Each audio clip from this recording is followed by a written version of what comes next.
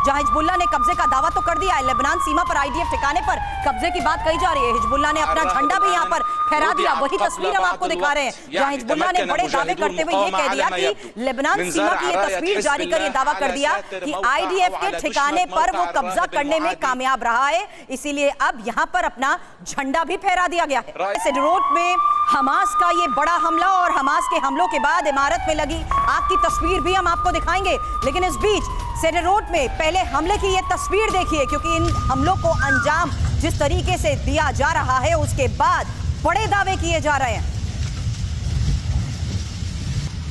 सुमित हमारे सहयोगी हमें इस वक्त ज्वाइन कर चुके हैं। सुमित, इन अलग अलग इलाकों की तस्वीरें जारी करते हुए और झंडा फहराते हुए ये साफ तौर पर है कि वॉरफेयर मैसेजिंग की जा रही है, ये बताते हुए कि ज्यादातर इलाकों पर वो इजरायली सेना को भी पीछे हटाने में कामयाब रहे हैं। देखिए, इजरायली सेना के लगातार जिन इलाकों पर या फिर जिन पोस्ट के ऊपर वो अटैक कर रहे हैं वो आगे की फ्रंट की वो पोस्ट है जहां से वो पीछे हटे हुए थे।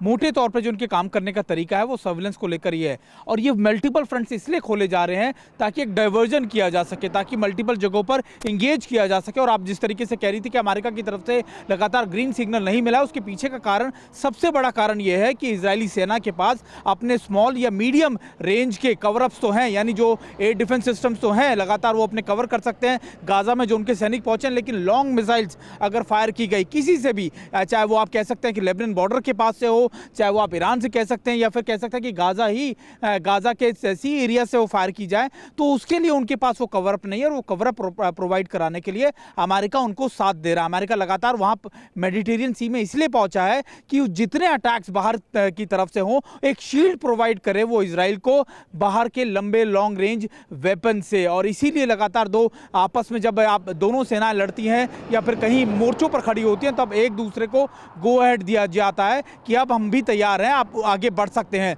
तो लगातार उसी का वेट इजरायली की सेना कर रही है।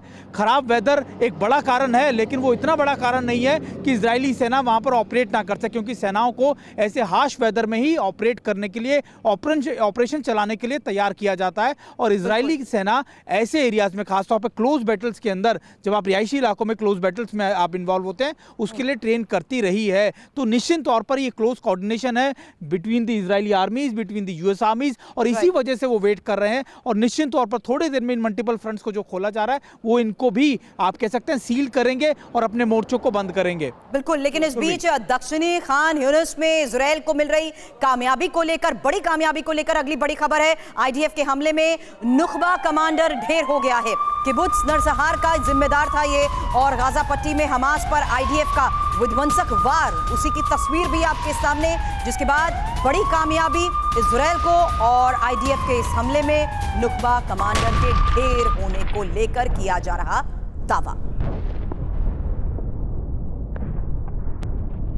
एक और खबर जहां गाजा में खत्म हो रही है आईडीएफ की मोहलत। जी हां, 3:30 बजे तक इलाका खाली करने के निर्देश दिए गए और गाजा के लोगों को यह निर्देश दिया गया। उत्तरी इलाके को खाली करने के निर्देश को लेकर यह बड़ी खबर सामने आई थी, जहां 3 घंटे के लिए एयर स्ट्राइक नहीं होगी, आईडीएफ की तरफ से यह कहा गया था। लेकिन यह मोहलत अब से थोड़ी देर बाद खत्म होने वाली है। ऐसे में सबसे बड़ा सवाल यही लगातार बना हुआ है कि आखिर लोगों को इलाका खाली करने का निर्देश तो दे दिया गया है, लेकिन ये लोग जाएंगे कहां?